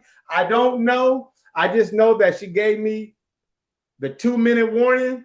And so I kind of just wrapped it up at that point. But again, if I had heavy hitters like you in the audience, that would have said, keep it going. So one thing I would say is that we really have to organize our own Juneteenth celebrations. Okay, I spoke at one here, Juneteenth, Jubilee, Detroit, and I have I've been doing this for a few years. I have my 3-hour online deep dive into Juneteenth history lesson that I do. And then I've bought, because it's a 3-hour lecture and I sell on DVD to 2.5, 3 hours. I'll boil that down to a tight 30-minute presentation. But for this, speaking at this event, I did a 10-minute presentation and hitting them with fact after fact after fact. There was a battle that the last land battle in the Civil War happened 1 month after what happened 1 month after General Robert E. Lee surrenders to Ulysses S. Grant in Virginia, April 9th, 1865. The last land battle was May 12th, 1865, Palmetto Beach Ranch, which is outside of Brownsville, Texas. That battle was the last land battle of the Civil War. So a lot of people think the Civil War ended April 9th with General Robert E. Lee surrendering. For all practical purposes, but it doesn't come to an official end for 16 months, for another 16 months. It's not until August 1866 that President Andrew Johnson announces the official end to the Civil War. So this goes back to what we talked about in the beginning of this conversation, how people have all these misconceptions of history. And every year, every Juneteenth, man, I'm looking at MSNBC, CNN, I'm looking at things in mainstream media, and they're getting these things wrong about Juneteenth when they say it's the last day of slavery. And a lot of that is a lot of these people in media don't understand history, number one. Let's start there. They don't understand history. Number two, they're trying to make white people feel comfortable with the oppression of African people. Mm-hmm. Okay? So this is how you get these lies being told. And as I explained to people, Juneteenth is an opportunity for African Americans to force into a national conversation a history that people are passing laws and state legislatures to suppress the teaching of that history. Mm-hmm. Well, we have to correct the history of Juneteenth and protect the history of Juneteenth. So we can't allow the history to be co-opted and watered down, things of this nature. But with Juneteenth, it's important for us to understand that we have to understand a period of history as opposed to one day in history. Facts. Because that Juneteenth takes you to the Reconstruction era, 1865, 1877, right?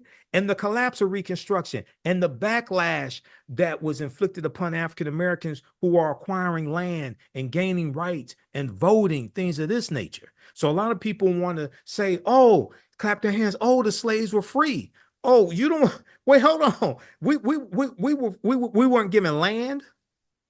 We weren't given money, compensation, tools, things like this, right? And even the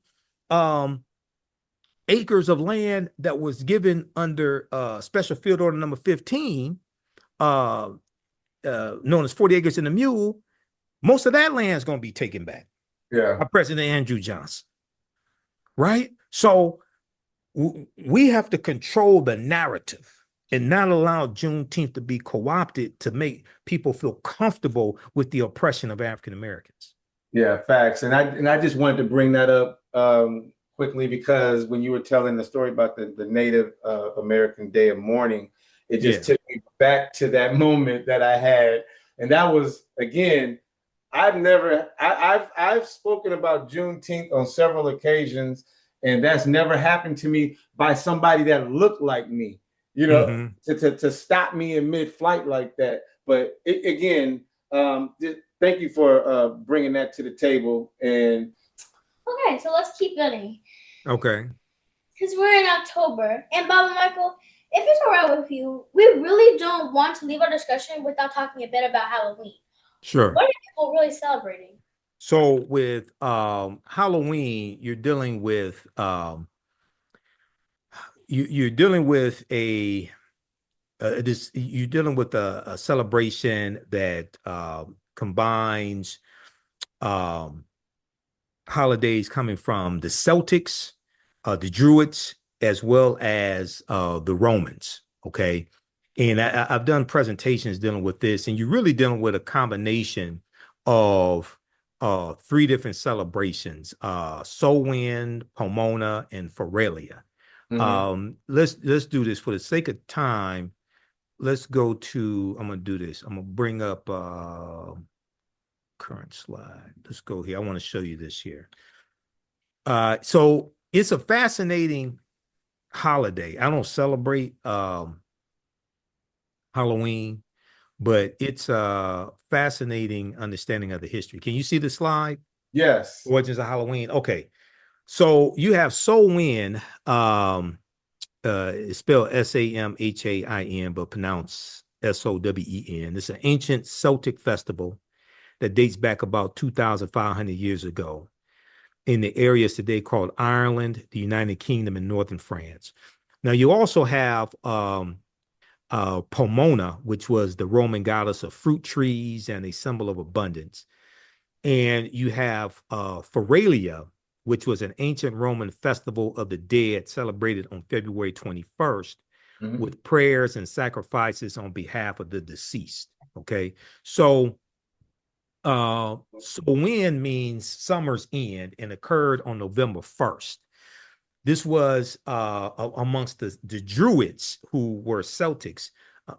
This was their New Year's Day. And the harvest was collected to prepare for the winter, which could be deadly. Now, on October 31st, which was Samhain Eve, it was believed that the boundary between the worlds of the living and the dead became blurred, okay? And they believed that the ghost of the dead returned to earth from sundown to sundown, from that eve to the next day. And they would wear masks so that the ghost or the spirits wouldn't know who they were. Okay. Now this time of the year was thought to be the most favorable for the Celtic Druid priests to make predictions about the future, divination, etc. It was believed that witches, goblins, black cats, and ghosts of the dead would roam the living world on October 31st. So people will wear masks to disguise themselves and keep the ghosts from attacking them. Usually, they would wear animal heads and skins and dress up like ghosts, things of this nature. People will also leave food and wine on their doorstep to keep the ghost moving along. Huge sacred bonfires were burned where people would gather to burn crops and make animal sacrifices to the Celtic deities. The Celtics are going to be conquered by the Romans, by the Roman Empire, 43 AD, which leads to a Roman influence. Okay, so you're going to have these different celebrations, and then Feralia is going to be taken over by what's known as All Saints Day, the last day of an ancient Roman festival of the dead, celebrated on February 21st. Prayers and sacrifices were made on behalf of the deceased. The dead were commemorated on this day. So you're going to have these celebrations that are going to go be experienced by different groups of people. And here in the United States, we're going to have the celebration of Halloween, largely for children, and trick-or-treating and Halloween parties, things of this nature. But Halloween is also one of the biggest holidays when it comes to spending, buying Halloween costumes, things of this nature. Yeah, we don't celebrate it. Yeah, right. You also have what a lot of people hear about All Souls Day or All Saints Day. Let me just you have All Saints Day, but then also you have All Hallows Eve and things of this nature. But also All Souls Day was created in 1000 AD.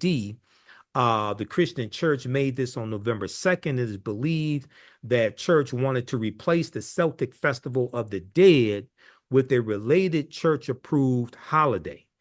The celebration of All Souls Day was similar to Samhain, going back to the Celtics, back to the Druids.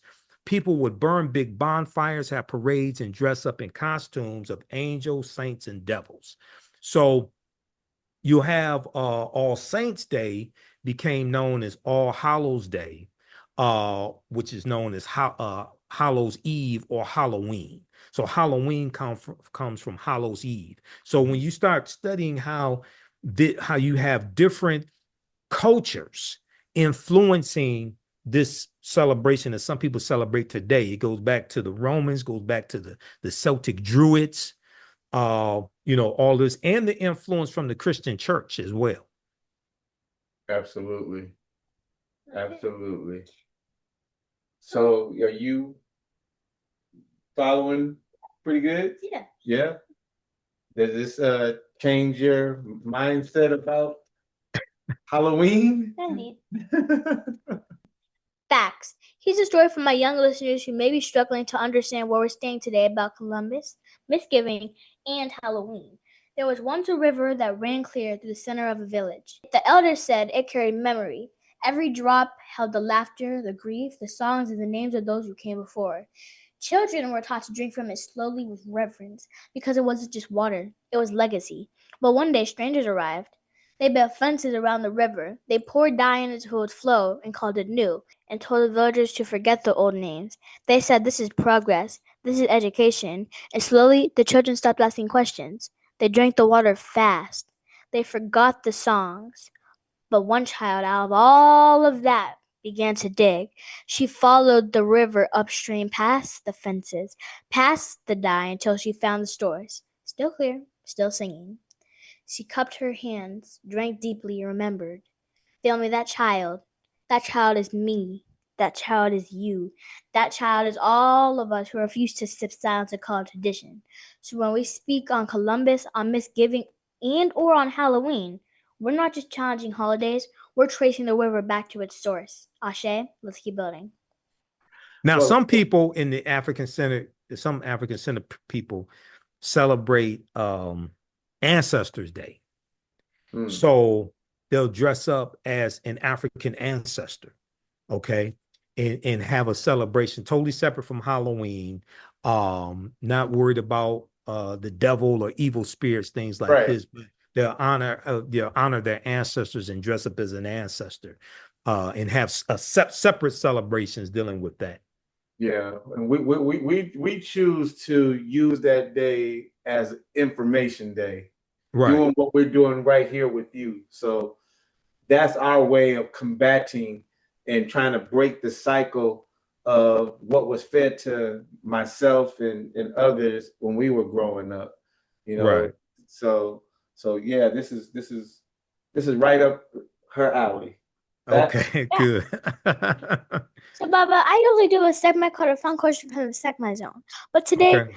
I want to share one of the many emails and comments I received after Baba Rassar and I posted on our video on Columbus. Okay. And our conversation today. That just confirms that we're presenting the truth. So, there's a segment that I do called a community mic check, and I asked for people's thoughts on information we put out, and some folks responded. So the messages are written with deep resonance, while others Take your time, Reya'Sekmet. Take your time. they test our balance. I say all of that to say, I want to share one message with you to hear your thoughts on this person's statement. So this question came from someone named @HistoryMom247. She had a Okay. strong reaction to our Juneteenth and Columbus episode. She says, I watched the video you posted about Juneteenth and most recently Columbus. And honestly, I'm concerned. It feels like Reya'Sekmet is being fed a one-sided narrative.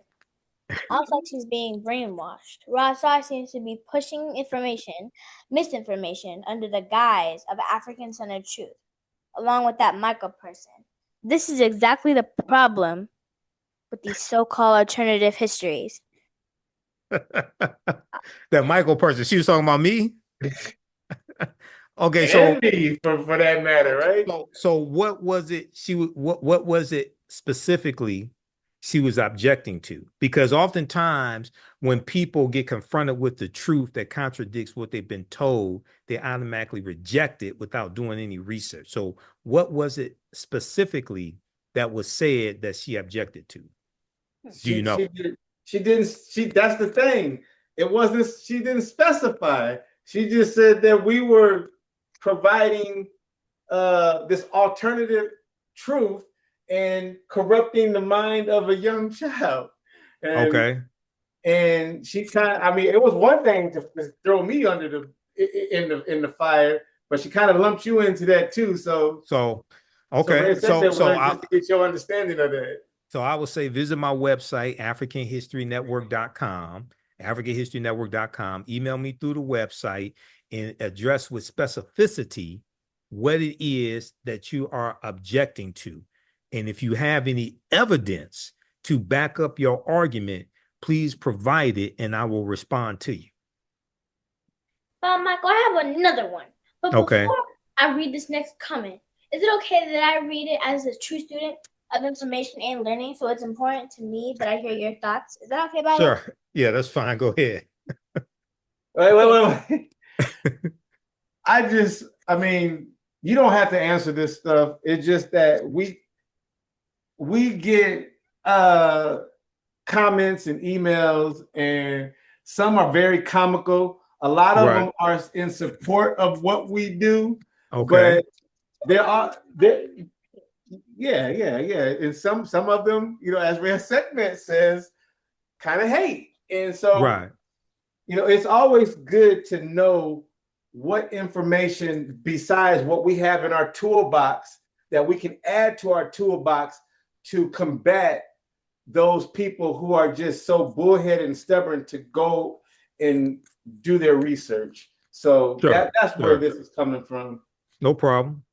Thank you. So, family, I want to be clear. I don't share these to entertain conflicts, but actually to expose the tension between truth and tradition. Some responses come from confusion. Others come from deep investment in stories that feel safe, even when they're incomplete. So this next comment is from someone who really believes in the holidays we've been questioning and sees our work as a problem. Okay. So this is from @BlackIrishLegacy22. Wait. You say @BlackIrish22? Yep. That's already, a double negative, right? But go ahead. I've been watching your episodes, and I have to say, this consistent rewriting of history is exhausting. You and Raj keep pushing this idea that everything we grew up with is a lie. I saw your Juneteenth interview with Baba Michael and Imhotep, and honestly, it feels like a stretch. You're trying so hard to rewrite history that you're losing credibility. And Halloween is a celebration of imagination. Thanksgiving is about gratitude and peace, and Harry Potter, that series, taught an entire generation about courage, friendship, and standing up to evil. You talk about African-centered truth like it's the only truth. What about the histories who spent their lives studying the events? What about the textbooks, the museums, the traditions passed down for generations? Honestly, it feels like you're trying to put Black people into abandoning joy, wonder, and unity, all for the sake of some extreme ideology. You're not just liberating minds, you're confusing them. Yeah, I'm not responding to that. Baba Rosa, would you like to respond? Yeah. So basically, Baba, I'm trying to put it on the screen.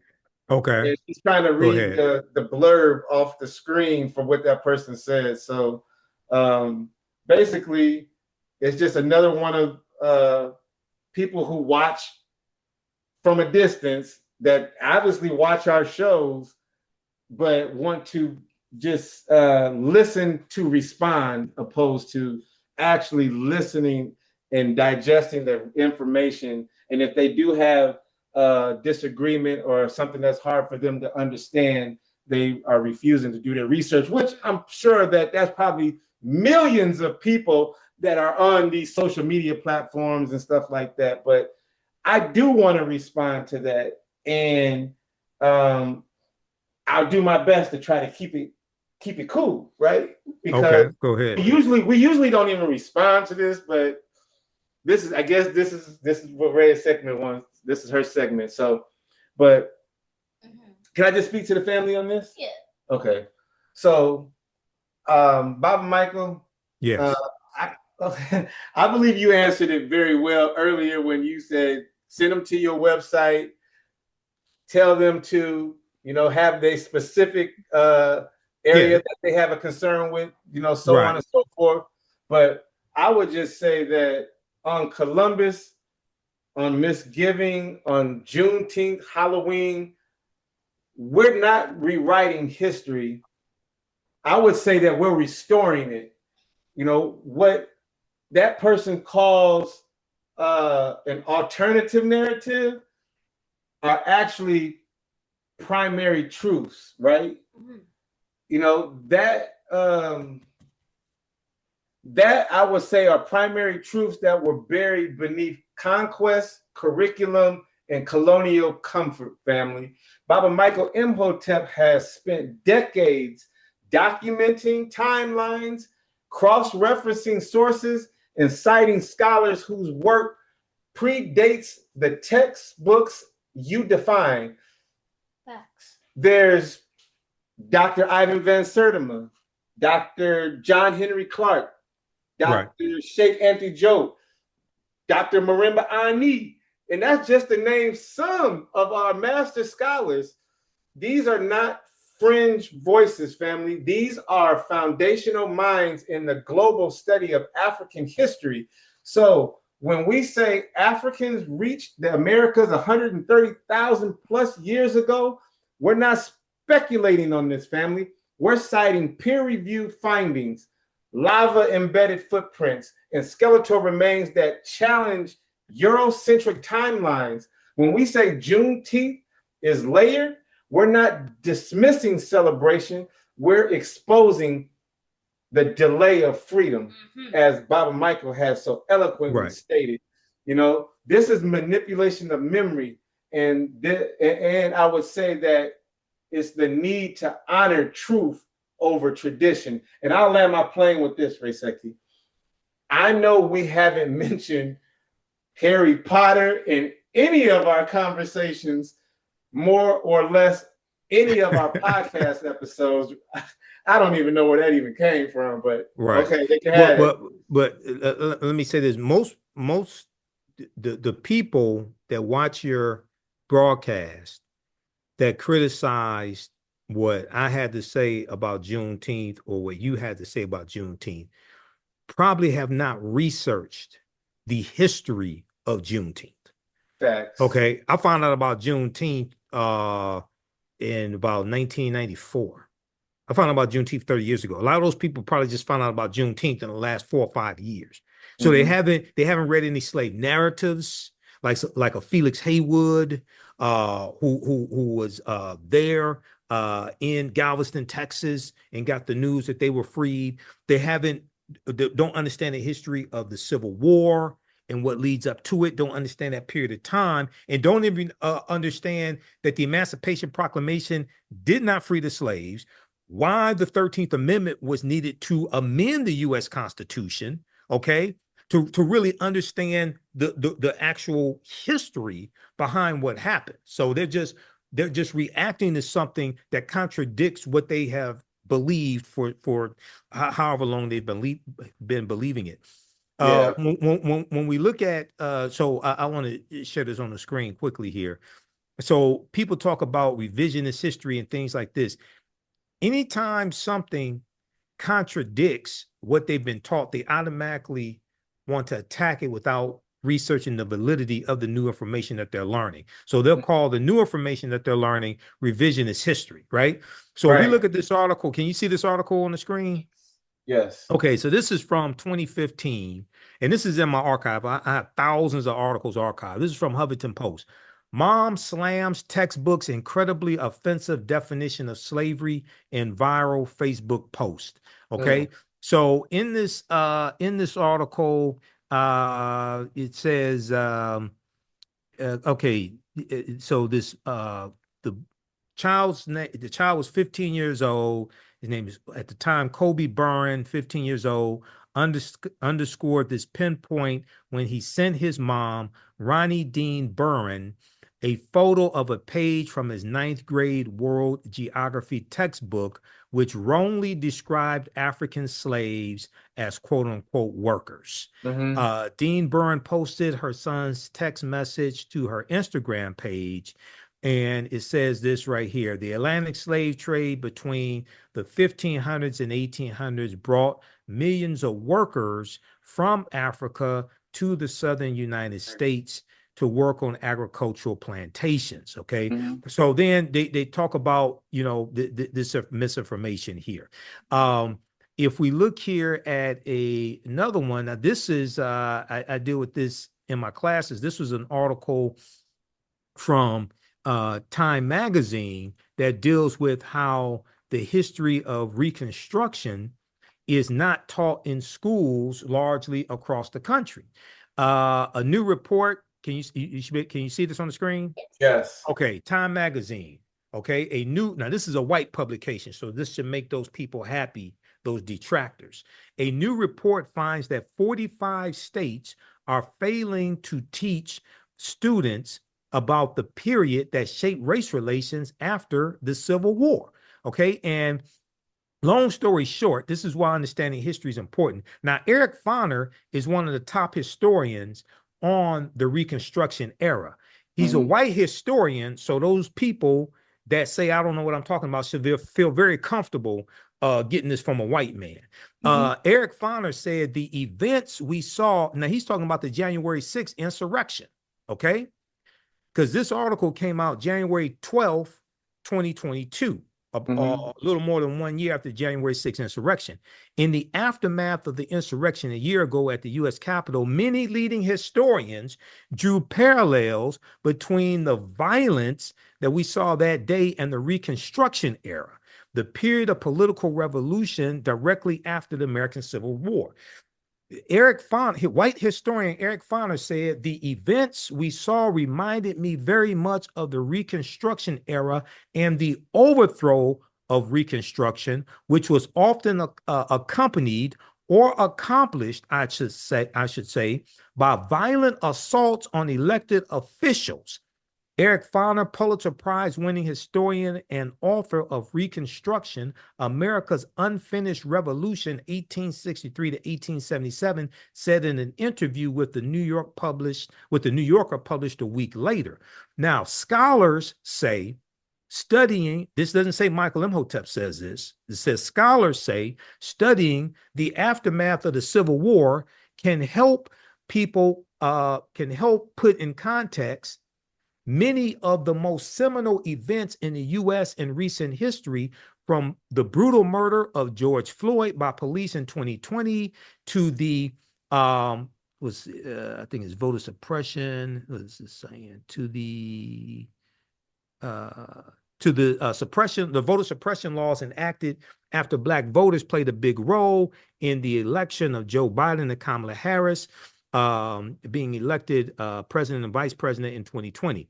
But despite the timeliness of the era, in today's climate, many students in American schools will not get a full education on Reconstruction until they get to college. Mm-hmm. So then they go through and tell you how in social studies standards, 45 of 50 states and the District of Columbia either teach a partial history of Reconstruction or don't teach it at all.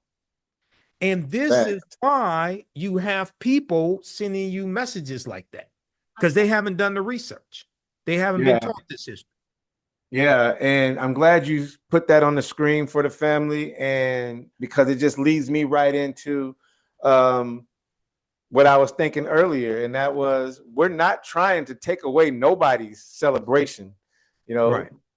We're not trying to attack nobody's joy. We are actually asking, family, whose joy was it built on and whose joy got erased? This isn't about guilt, right, Reya'Sekhet? You know, it's about clarity, family. It's about legacy. It's about refusing to sip silence and call it tradition. So to those who feel discomfort, I hear you. Reya'Sekhet hear you. Baba Michael Imhotep hears you. But discomfort is not oppression. Correction is not confusion. And truth is not a threat, family. So again, Reya'Sekhet, and Baba Michael Imhotep, we build with reverence, with research, and with balance, rooted in our soil. Ashe. Ashe. Ashe. Begin. I don't know if you got that, but okay. All right. Okay. You know what? Since I think you got jokes, but since you heard our take on the comments, how about you share with Michael Imhotep, Baba Michael Imhotep, what Reya'Sekhet has to say about those comments? I'm sure, Baba, wouldn't you want to hear what she has to say about those comments? Yes. What you pick up your mic? Really?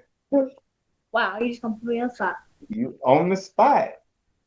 Baba Michael, do you really want to hear from me? Yes. Go ahead. Okay, so apparently I thought about this. And to those who've questioned what we're doing here on the J&J-Life podcast, I hear you. But I need you to understand something. I didn't come to this platform to entertain confusion. I came to restore clarity. What I've learned from Baba Reya'Sekhet and Baba Michael Imhotep isn't just information. For me, it's transformation. It's the kind of truth that doesn't ask for permission to be spoken. And it's the kind of truth that's been buried beneath textbooks, traditions, and trauma. Mm-hmm. You say we're rewriting history, we say we're remembering it. You say we're confusing minds, we say we're liberating them. I say, and I've read the timelines. I've studied the migrations. So I've seen the evidence from the lava footprints to ancient artifacts to suppressed scholarships that are predates your curriculum. And I've learned that Juneteenth is not just a celebration. Mm-hmm. It's a delay, a manipulation, and a reminder that freedom was rationed and truth was censored. Take your time. Take your time. You got a lot to say, obviously. Right. I know, But seriously, family, I've learned that Halloween is not just costumes. It's a ritual that masks forgetting. And Thanksgiving is not just a gratitude. It's genocide wrapped in gravy. And I've come to know that Harry Potter might teach courage. But does it teach who we are? No, exactly. Before wands and wizardry were weaponized against our own cosmologies. So no, I'm not confused. I'm not brainwashed, nor am I bitter. I'm awake, aligned, and building with the ones who refuse to sip on silence and call tradition. Ashe. Well, Ashe. Ashe. Family, this wasn't just an interview today. I call it a readjustment. Bob and Michael gave us the blueprint to dismantle the calendar and reconstruct our consciousness. So next time you think about celebrating one of these so-called holidays, ask yourself, whose blood built this ritual and whose memory is being erased? Come on, family, you should know this stuff. Facts. Ashe. Right. So Baba, is there anything that we didn't touch on today that you wanted to talk about? And we know you do your thing on the Roland Martin show, Roland Martin Unfiltered. But is there anything coming up for you in the near future that the family should know about? Speaking engagements? Are you still doing those tours? Stuff like that? I would say visit my website, AfrikanHistoryNetwork.com. Upcoming events we'll have there. I know I'm speaking for the AKAs here, Alpha Kappa Alpha Sorority here in Detroit on the 30th. Is dealing with Project 2025, and I'm speaking at the State of the City address Wednesday, October 22nd. But we'll get all that on my website, AfrikanHistoryNetwork.com. Follow me on Facebook and fan base at The African History Network, The African History Network. I have a little over 1 million followers on my Facebook page. Follow me on YouTube and Instagram at Michael Imhotep, IMHOTEP. Okay, and then I rebroadcast my shows and videos on my social media platforms, especially Facebook and YouTube. Usually do broadcasts Sundays, 9 p.m. Eastern Standard Time. I'm on Roland Martin Unfiltered every Friday, 6 p.m. to 8 p.m. Eastern Standard Time on Roland's YouTube channel and Facebook, providing historical and political analysis dealing with today's stories. And Roland's show, Roland Martin Unfiltered, is in the top 100 of the YouTube podcasts. Okay, I've been on this show 5 years. October, actually, this month is marks 5 years of me being on Roland Martin Unfiltered. I've been on almost every Friday for 5 years. So check us out there. You can support us through Cash App, $ the AHN show through Cash App, $ the AHN show through Cash App, and through PayPal, paypal.me/the AHN show. We have the information around the homepage of our website, and information about my online classes is on my website as well, AfrikanHistoryNetwork.com. So I would say to you all, thanks for having me today, and keep up the good work that you're doing. Asante Sana and Mod Hotep. Okay. For none of this information provided today, do your research. There you have it, family. Until next time, please absolutely just down like button and subscribe. Study what Baba Michael has presented and educate yourself, family. Unity, family. Reya'Sekmet is out. Yes. All right. Peace. Peace and love is the key. Ra represents the essence of truth, justice, harmony, balance, order, and humanity, reciprocity, and righteousness. J&J-Life podcast. The J&J-Life podcast was created to give the family a place and platform to embrace their spiritual awakening and consciousness. J&J-Life is dedicated to showcasing the beauty of our culture, educating our people and those that want to learn this work. Smash that like button. Peace and love is Nikki.